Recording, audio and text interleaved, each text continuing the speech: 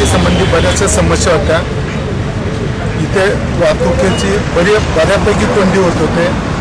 एवढ्या मोठ्या IT पार्कच्या नागरिकांना त्रास होऊ नये, बेंगलोरसारख्या आपल्या परिसरात नाही IT पार्क दुसरीकडे जाऊ नये यासाठी गेल्या 4 वर्षापासून सातत्यानं हा पूल पाडून दुसरा बांधावा किंवा पर्यायी व्यवस्था करावी अशी शासनाला पाठपुरावा करत होतो।